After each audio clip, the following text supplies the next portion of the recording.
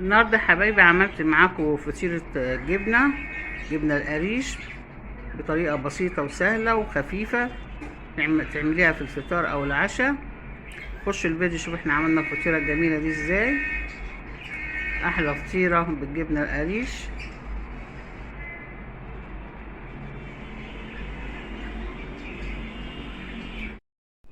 السلام عليكم، ازيكم يا حبايبي؟ عاملين ايه؟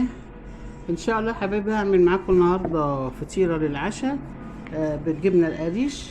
انا معايا هنا جبنة قريش ومقطعة عليها فلفل حراق اللي هو الكبير ده، وحاطه لها شويه نعناع وزيت زيتون كده محضراها عشان احشي بيها الفطيره.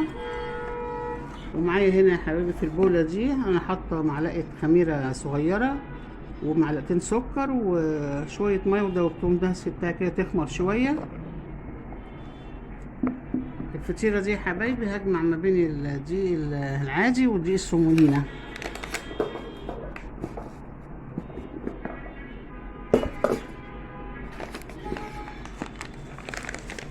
احط قيمه عيارين دقيق عادي الاول،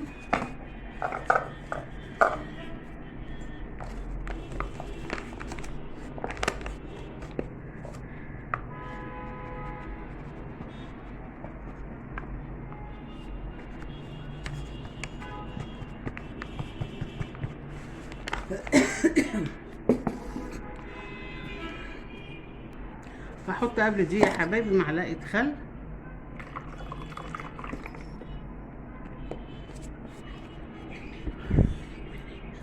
وهبدأ بقى احط الدقيق وانخله. ده اول عيار،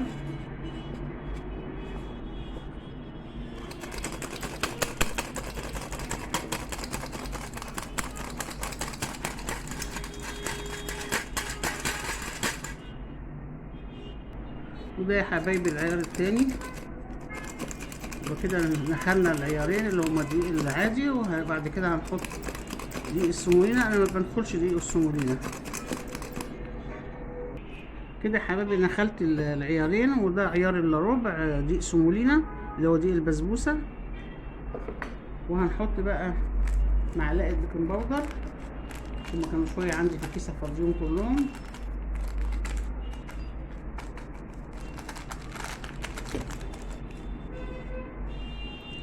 ومعايا لبن بودر، هحط قيمه معلقتين برضو.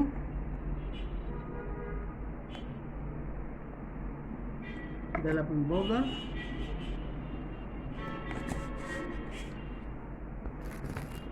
وهحط بقى شوية ملح كده،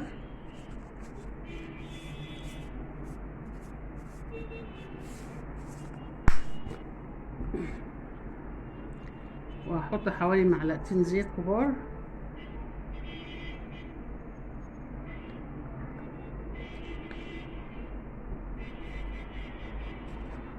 وهحط يا حبايبي شوية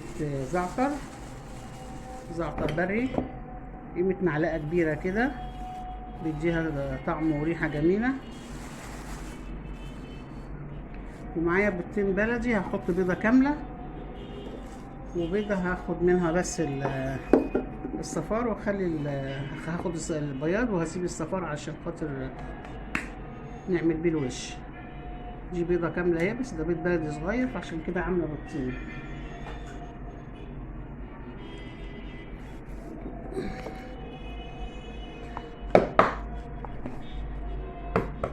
ودي البيضة التانية، هاخد بس الصفار البياض وهسيب الصفار استعمل على وش الفطيرة.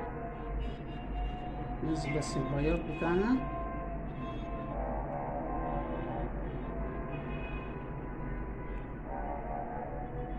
انا بحطهاش فانيليا لان احنا هنعملها بالجبنة، ما بنحبش الفانيليا فيها، وبعدين هي فيها زعتر، فالزعتر من الحاجات اللي هي العطرية اللي بتدي ريحة للحاجة.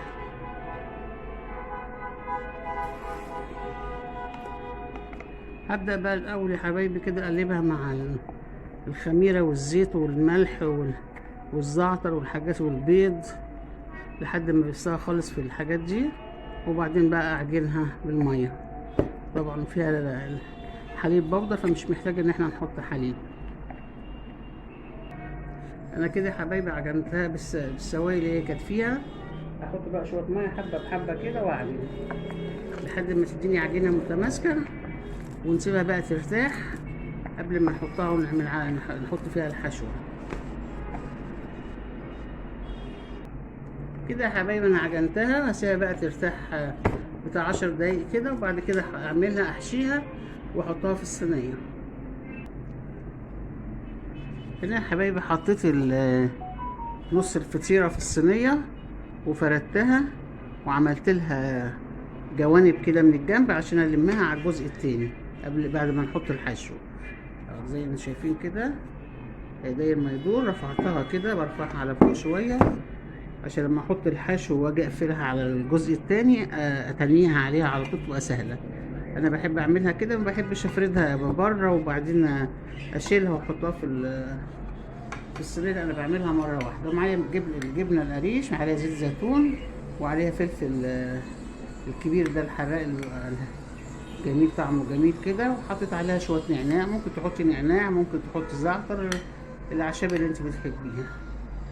هننزل بقى الجبنه كده في قلب الفطيره، تبقى يعني فطيره خفيفه وحلوه في الفطار او في العشاء وصحيه.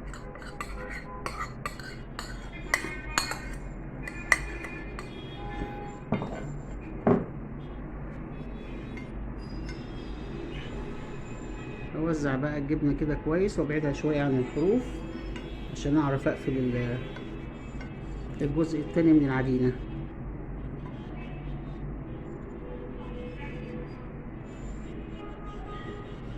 ممكن الفطيره دي يا حبايبي تحطوا لها مع الجبنه، ممكن لو عندك سبانخ بتبقى جميله، بس انا مش عاوزه اعملها النهارده بالسبانخ، عاوزه اعملها بالجبنه كده تبقى خفيفه. هجيب الجزء التاني بقى اهو، الجزء التاني من العجينه هفرده واحط على وش العجينه من هنا. انا فردت الجزء اللي هو اللي فوق يا حبايبي اهو، وبحطه بقى على التانية كده فوق الحشوه،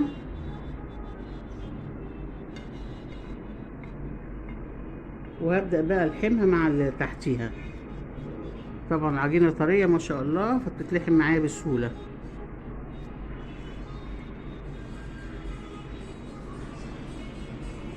باخد الحرف كده واتنيه على اللي فوق، وبعدين تاني ارجع تاني ادوس على الفطيره هبطها مع بعضيها كده.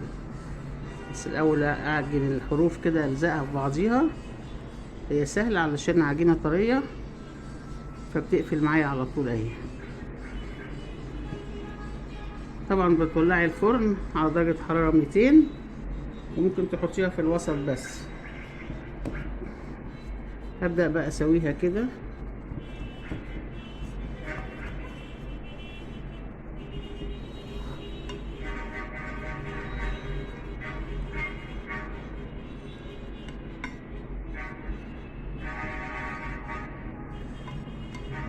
وهجيب الصفار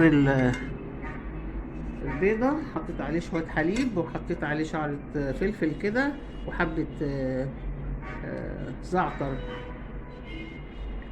هقلبهم كويس وابدا هدهن بيهم وش الفطيرة.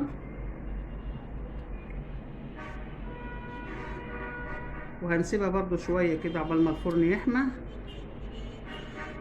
ترتاح وتخمر كمان. احنا مش عاوزين نطول في التخمير بتاعها يا حبايبي عشان ما تنشفش مننا.